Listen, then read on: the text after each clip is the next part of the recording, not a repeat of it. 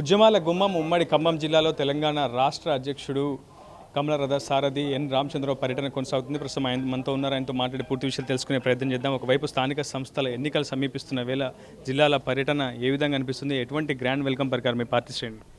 మీరే చూశారు ఇవాళ ఖమ్మము మొత్తం కూసుమంచి దగ్గర నుంచి ఖమ్మం జిల్లా మొదలైనప్పటి నుంచి ఈ మొత్తం ఖమ్మం జిల్లా అంతా కూడా కాషామయం అయిపోయింది. ఇక్కడ దాదాపు ప్రతి ఒక్క కార్యకర్త కూడా ఉత్సాహంతో ఈరోజు కార్యకర్తల సమావేశానికి రావడం జరిగింది. మంచి ఉత్సాహం ఉంది కార్యకర్తలు. ప్రజల్లో కూడా భారతీయ జనతా పార్టీ మీద కొద్దిగా విశ్వాసం కలుగుతున్నట్టు అనిపించింది. ఈ యొక్క పర్యటనతో ఖమ్మం జిల్లాలో తప్పకుండా భారతీయ జనతా బలోపేతం అవుతుందని చెప్పేసి నేను భావిస్తున్నాను. ఇతర జిల్లాలతో పోలిస్తే ఉమ్మడి ఖమ్మం జిల్లా వ్యాప్తంగా పార్టీ కోసం ప్రాణం పెట్టి పనిచేసే కార్యకర్తలు ఉన్నారు. కానీ మొదటి నుంచి కూడా తెలంగాణ బీజేపీ రాష్ట్ర శాఖ ఖమ్మం జిల్లాపై సరైనటువంటి దృష్టి సారించలేదని ప్రధానంగా ఉన్నటువంటి వాదన కూడా. ఈసారైనా ఖమ్మం జిల్లాపై దృష్టి సారిస్తారా? స్థానిక సంస్థల ఎన్నికల్లో ఎటువంటి వ్యూహంతో ముందుకు వెళ్ళబోతున్నారు? తెలంగాణ అంటేనే అన్ని జిల్లాలు, ఖమ్మం జిల్లాకి ఏం పెద్ద ఎప్పుడు మేము దాన్ని నెగ్లెక్ట్ చేయము కూడా. ఈసారి కూడా తప్పకుండా పెద్దపీట వేస్తాము. ఖమ్మం జిల్లాలో ఉన్నటువంటి ఒక మంచి కార్యకర్తను తీసి పనిలో పెట్టి ఖమ్మం జిల్లాని ఇక్కడ బలోపేతం చేయడానికి అన్ని రకాలుగా రాష్ట్ర పార్టీ నుంచి వాళ్ళకు కూడా మద్దతు పలుకుతాం. బీసీలకు 42% రిజర్వేషన్ల అంశంపై కేంద్రంపై యుద్ధం ప్రకటిస్తామని సీఎం రేవంత్ రెడ్డి చెప్తున్నారు. కేబినెట్ సమావేశంలో కూడా తీర్మానం చేసుకున్నారు. రాబోయే ఆగస్టు నెల మొదటి వారంలో కేంద్రంపై యుద్ధం చేస్తామని చెప్తున్నారు. ఏం చెప్తారు? యుద్ధము ఎవరి మీద చేస్తున్నాడు? ఆయన మీద చేసుకోవాలి. ఎందుకంటే కామారెడ్డి డిక్లరేషన్ ఇచ్చింది వాళ్ళు, బిల్లు పాస్ చేసింది వాళ్ళు, సపోర్ట్ చేసింది మేము. ఇంకేం కావాలి వాళ్ళకు? యుద్ధం ఎందుకు సపోర్ట్ యుద్ధం ఏం చేయాలి? మేము అపోజ్ చేస్తాం. మేము అపోజ్ చేస్తుంది 10% రిజర్వేషన్కు.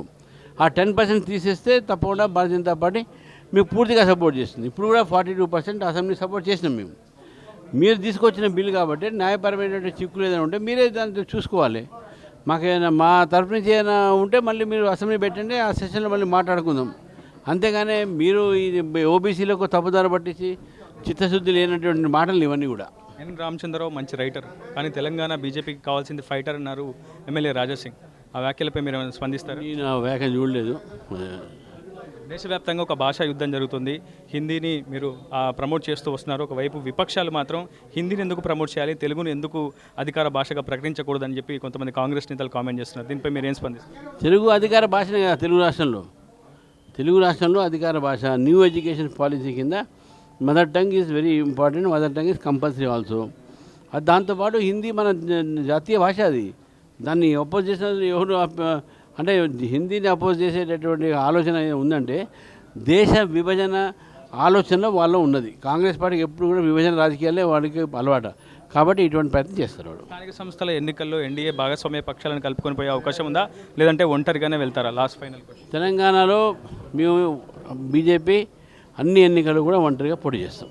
మొత్తంగా ఒక క్లియర్ కట్ సమాధానం చెప్తున్నారు ఎన్ రామచంద్రరావు. ఖచ్చితంగా అటు స్థానిక సంస్థల ఎన్నికలైనా రాబోయే అసెంబ్లీ ఎన్నికలైనా ఒంటరిగానే వెళ్తామని, ఖచ్చితంగా తెలంగాణలో అటు బీజేపీని అధికారం తీసుకొచ్చేందుకు పూర్తి స్థాయిలో ప్రయత్నం చేస్తామని, శతవిధాల ప్రయత్నం చేస్తామని చెప్తున్నారు. అసలైన తొలి వెలుగు. ఫాలో వాట్సాప్ @తొలి వెలుగు అఫీషియల్.